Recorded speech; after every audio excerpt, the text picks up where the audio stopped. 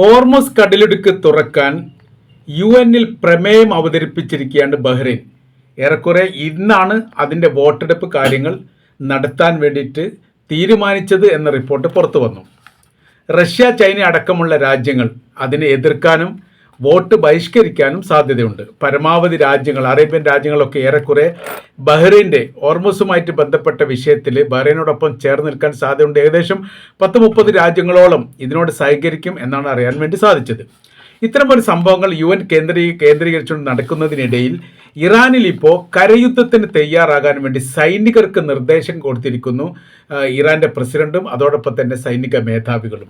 നമ്മൾ ഒരു യുദ്ധത്തിന് കൂടി തയ്യാറെടുക്കുകയാണ്. അതിനുള്ള എല്ലാ സംവിധാന കാര്യങ്ങളും നമ്മുടെ കൈവശത്തിലുണ്ട് എന്നുള്ളത് തീർച്ചയായിട്ടും നമുക്ക് ബോധ്യമുള്ള കാര്യമാണ്. ശത്രുപക്ഷം നമ്മുടെ അതിർത്തി കേന്ദ്രീകരിച്ചുകൊണ്ടോ നമ്മുടെ ദേശത്തോ കയറിക്കഴിഞ്ഞാൽ ഒരാൾ പോലും ജീവനോടെ തിരിച്ചു പോകാൻ പറ്റാത്ത വിധമുള്ള സംവിധാനം ഒരുക്കുക എന്നുള്ളത് തീർച്ചയായിട്ടും നമ്മൾ ചെയ്യേണ്ട കടമയാണ്. നമ്മൾക്കതിന് കഴിവുണ്ട്, കരുത്തുണ്ട്, ശക്തിയുണ്ട്. പല ഘട്ടങ്ങളിലും ഞങ്ങൾ തെളിയിച്ചതാണ്. അപ്പോൾ ഈ വിഷയവുമായിട്ട് ബന്ധപ്പെട്ടായിരിക്കാം ഒരു പക്ഷേ പാലം തകർത്ത ഒരു വിഷയം കൂടി ചേർന്ന് വരുന്നുണ്ട്. കാര്യം എന്ന് വെച്ചാൽ സൈനികർ പരസ്പരം, രണ്ട് ഭാഗങ്ങളിലുള്ള സൈനികർ പരസ്പരം ബന്ധിക്കാതിരിക്കാനുള്ള സംവിധാനത്തിൻ്റെ ഭാഗമായിട്ട് പാലം തകർത്തു എന്നുകൂടി അമേരിക്കൻ പ്രസിഡന്റ് ഡൊണാൾഡ് ട്രംപ് അഭിമാനത്തോടു കൂടി തങ്ങൾ പാലം തകർത്തിട്ടുണ്ട് എന്ന് പറഞ്ഞതിനോടനുബന്ധിച്ച് പറയപ്പെടുകയും ചെയ്തിട്ടുണ്ട്.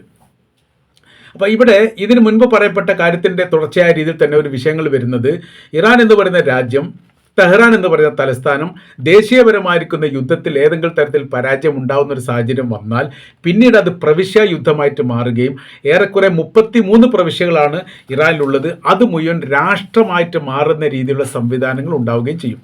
പേർഷ്യൻ സാമ്രാജ്യം നിലനിന്നിരുന്ന കാലത്ത് സമാനമായിരിക്കുന്ന ഒരു യുദ്ധം ഉണ്ടാവുകയും അവിടെ ഈ യുദ്ധത്തിനെ പ്രതിരോധിക്കാൻ വേണ്ടിയിട്ട് പ്രവിശ്യ ഭരണകൂടം യുദ്ധം ഏറ്റെടുത്തുകൊണ്ട് വിജയിപ്പിച്ചുകൊണ്ട് അവിടെ മുന്നേറിയിരിക്കുന്ന ഒരു ചരിത്രം കൂടി ഈ വിഷയവുമായിട്ട് ബന്ധപ്പെട്ട് നിലനിൽക്കുന്നുണ്ട്. അതുകൊണ്ട് തന്നെ യുദ്ധം ഉണ്ടാവുക എന്നുള്ളതും അതിനോടനുബന്ധിച്ച് പ്രതിരോധം ഉണ്ടാവുക എന്നുള്ളതും ഇറാനെ സംബന്ധിച്ചിടത്തോളം അതൊരു വിഷയമല്ല എന്ന് അവർ തന്നെ തെളിയിച്ചിട്ടുണ്ട് എന്നുള്ളതാണ് അതിൻ്റെ മറ്റൊരു ഭാഗം.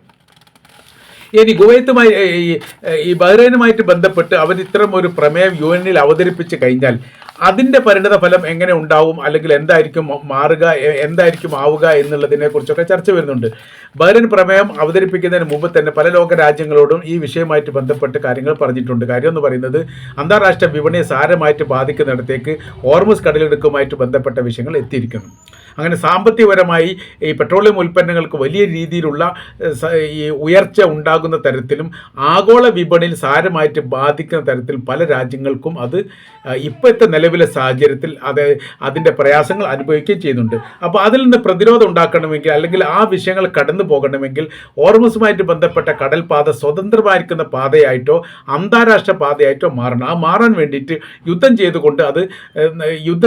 അതായത് അമേരിക്ക യുദ്ധം ചെയ്തുകൊണ്ട് ഈ ഭാഗത്ത് ഒരു സ്വതന്ത്ര കാഴ്ചപ്പാടോട് കൂടിയിട്ടുള്ള ഒരു സംവിധാനം വരുത്തുക എന്ന് പറയുന്നത് വലിയ പ്രയാസമാണ്. പല യുദ്ധങ്ങളും പല ദിവസങ്ങളായി പല രൂപത്തിലും പല രീതിയിലും യുദ്ധം ചെയ്തിട്ടൊന്നും എവിടെ എത്തുന്നില്ല.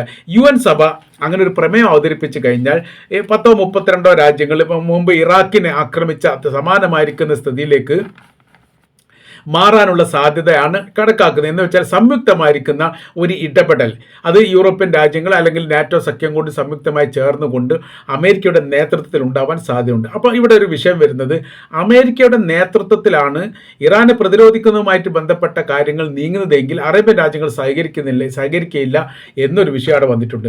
അങ്ങനെയാണെങ്കിൽ ഇതിന് നേതൃത്വം നൽകുക ആരായിരിക്കും എന്നൊരു വിഷയമുണ്ട്. UN ആണ് നേതൃത്വം നൽകുന്നതിൽ UN-ന് പ്രത്യേകിച്ച് സൈനിക സഭയും സംവിധാനങ്ങളൊന്നുമില്ല.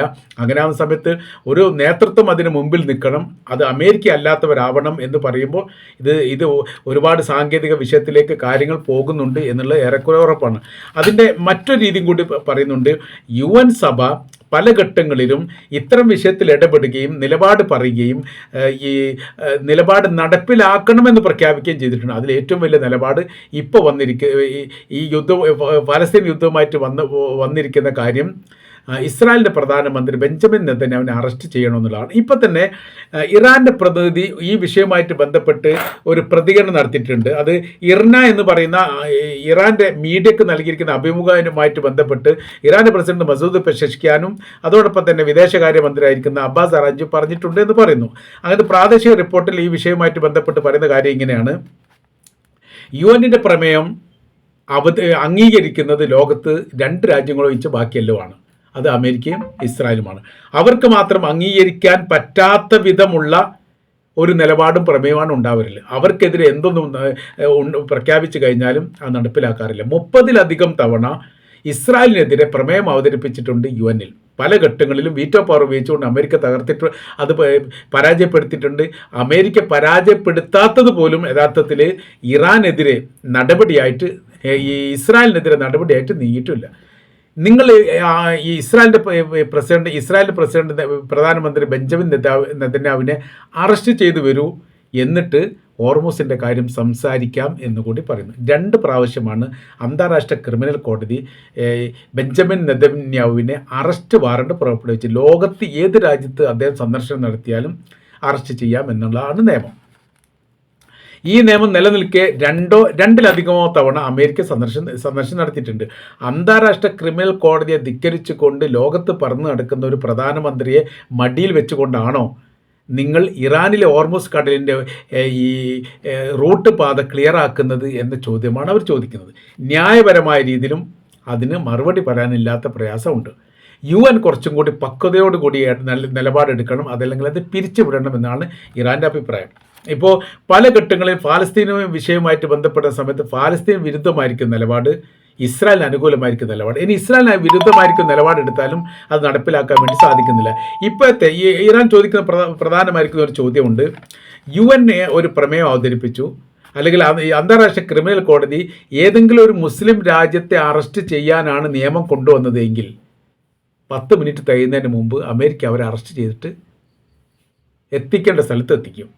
അറസ്റ്റ് വാറണ്ട് പോലും ഇല്ലാതെ, അത്തരം കാര്യങ്ങൾ പോലും ഇല്ലാതെയാണ് വെനിസ്വലൻ പ്രസിഡൻറ്റിനെ ഈ പിടിച്ചു കൊണ്ടുവന്ന് അല്ലെങ്കിൽ അറസ്റ്റ് ചെയ്ത് കൊണ്ടുവന്ന് അമേരിക്കയുടെ ജയിലിൽ ഇപ്പോൾ താമസിപ്പിക്കുന്നത്. ജീവനുണ്ടോ ഇല്ല എന്നൊന്നും പറയാൻ പറ്റില്ല. അതുമായിട്ട് ബന്ധപ്പെട്ട കുറേ അഭ്യൂഹങ്ങൾ ഇപ്പോൾ തന്നെ പുറത്ത് വന്നിട്ടുണ്ട്. അയാളെക്കുറിച്ച് പിന്നീട് അതിൻ്റെ വിവരങ്ങളൊന്നും കിട്ടിയിട്ടില്ല, വിചാരണ കാര്യങ്ങൾ നടക്കുന്നില്ല, ജയിലിൽ തന്നെ ആണ്, ജയിലിൽ തന്നെ അല്ല, അങ്ങനെയൊക്കെ പലതും പറയുന്നുണ്ട്. അപ്പോൾ ഇവിടുത്തെ വിഷയം എന്ന് പറയുന്നത്, ഒരു പരമാധികാര രാജ്യത്തിന് നേരെ ഈ അമേരിക്ക നടത്തിയിരിക്കുന്നത് ഒരു തെമ്മാടിത്തമാണ്. അതിനെതിരെ എന്തെങ്കിലും ഒരു നടപടി എടുക്കാൻ വേണ്ടി UN സഭയ്ക്ക് സാധിച്ചിട്ടില്ല. US-ഉം പ്ലസ് UN-ഉം സമം ഇസ്രായേൽ എന്ന് പറയുന്ന രീതിയിലേക്ക് കാര്യങ്ങൾ പോകുന്നു. ഇസ്രായേലിന് വേണ്ടിയിട്ട് അമേരിക്ക UN പ്രമേയം അവതരിപ്പിക്കുന്ന രീതി, അതല്ലെങ്കിൽ ഇസ്രായേലിനെതിരെ ഏതെങ്കിലും പ്രമേയം വന്നു കഴിഞ്ഞാൽ അതോടനുബന്ധിച്ച് തന്നെ എന്ത് ചെയ്യുന്നുണ്ട്, അത് വീറ്റോ ചെയ്തുകൊണ്ട് പരാജയപ്പെടുത്തുന്ന രീതി. ഈ 2 രീതിയുമാണ് യഥാർത്ഥത്തിൽ ഇപ്പോൾ നിലനിൽക്കുന്നത് എന്ന് ചുരുക്കം. അപ്പോൾ യഥാർത്ഥത്തിൽ UN എന്ന് പറയുന്ന അതിൻ്റെ സഭാ സംവിധാനവും അതിൻ്റെ രീതി കാര്യങ്ങളൊക്കെ ഏതെങ്കിലും മുസ്ലിം രാജ്യങ്ങൾക്കോ പിന്നോക്ക രാജ്യങ്ങൾക്കോ ദരിദ്ര രാജ്യങ്ങൾക്കോ എതിരെയാണെങ്കിൽ മാത്രമേ നടപടിയിലേക്ക് നീങ്ങൂ. അമേരിക്കക്കെതിരോ ഇസ്രായേലിനെതിരോ വന്നാൽ അതൊരിക്കലും ഉണ്ടാവില്ല. അതുകൊണ്ട് തന്നെ ബഹ്റൈൻ നടപ്പിലാക്കുന്ന അല്ലെങ്കിൽ UN പ്രമേയം അങ്ങോട്ട് പാസ്സാക്കിയാലും അത് ഇറാനെ സംബന്ധിച്ചിടത്തോളം ഇറാൻ യുദ്ധമുഖത്ത് നിൽക്കുന്ന ഒരു രാജ്യം എന്ന നിലക്ക് ഒരിക്കൽ പോലും അവരത് അംഗീകരിക്കില്ല. ഒരു പ്രമേയം അവതരിപ്പിച്ച് അതിന് കുറേ സമയം നഷ്ടപ്പെട്ടു എന്നല്ലാതെ അതിനപ്പുറം എന്തെങ്കിലും ചെയ്യാൻ വേണ്ടി സാധിക്കില്ല. കാരണം അവർ പറയുന്ന കാര്യം വളരെ കൃത്യമാണ്. ഹോർമൂസ് എന്ന് പറഞ്ഞു കഴിഞ്ഞാൽ അത് ഇറാൻ്റെ ഭാഗമാണ്. ഇറാൻ്റെ ഭാഗമായിരിക്കുന്ന ഹോർമൂസിൽ ഏത് കപ്പൽ പോകണ്ട എന്ന് തീരുമാനിക്കേണ്ട പൂർണ്ണമായിരിക്കുന്ന അധികാരം ഈ ഇറാനുണ്ട്. കാര്യം ഏത് രാജ്യത്തിൻ്റെ അതിർത്തി പങ്കിടുന്ന കടലാണോ ആ കടൽ ആ രാജ്യത്തിൻ്റെ അവകാശമാണ്. നിങ്ങളുടെ രാജ്യത്തൊക്കെ കടലുണ്ടല്ലോ, നിങ്ങളല്ലേ അതിൻ്റെ അവകാശികൾ, നിങ്ങളല്ലേ. അതുപോലെ തന്നെ ഞങ്ങൾക്ക് അവകാശം എടുക്കാൻ വേണ്ടി പറ്റില്ല എന്ന് പറയുന്നത് ശരിയല്ല. ഇവിടെ യഥാർത്ഥത്തിൽ ഞങ്ങളുമായിട്ട് സഹകരിക്കുന്ന എല്ലാ കപ്പലുകൾക്കും സ്വതന്ത്രമായ രീതിയിൽ പോകാം, യാതൊരു പ്രശ്നവുമില്ല. ഞങ്ങൾ ശത്രുപക്ഷത്ത് നിൽക്കുന്ന രാജ്യങ്ങൾക്കും ആ രാജ്യങ്ങളോട് സഹകരിക്കുന്ന മറ്റ് രാജ്യങ്ങളെ മാത്രമാണ് ഞങ്ങൾ പ്രതിരോധിക്കുക. ഇന്നും 40-ഓ 50-ഓ കപ്പലുകൾ ഈ മേഖല കേന്ദ്രീകരിച്ചുകൊണ്ട് പുറത്തോട്ട് പോയിട്ടുണ്ട് എന്നും ഈ കാര്യവുമായിട്ട് ബന്ധപ്പെട്ട് ഈ ഇറാൻ പറയുകയാണ്. പിന്നെ സൈനികരുമായിട്ട് ബന്ധപ്പെട്ട വിഷയമാണ് പറയുന്നത്. കൃത്യമായിരിക്കുന്ന വ്യക്തമായിരിക്കുന്ന ഒരു യുദ്ധത്തിന് ഇറാൻ തയ്യാറെടുക്കുകയാണ്. ആ യുദ്ധം തീർച്ചയായിട്ടും ഈ അമേരിക്കയെ സംബന്ധിച്ചിടത്തോളം അവരുടെ സർവ്വ സൈനിക സംവിധാനത്തെയും തകർക്കുകയും നശിപ്പിക്കുകയും തരത്തിലാണ് ഇസ്രായേലിനും ഉണ്ടാവുക. 2 രാജ്യങ്ങൾക്കും തങ്ങൾ വലിയ രീതിയിൽ പ്രഹരം നൽകും.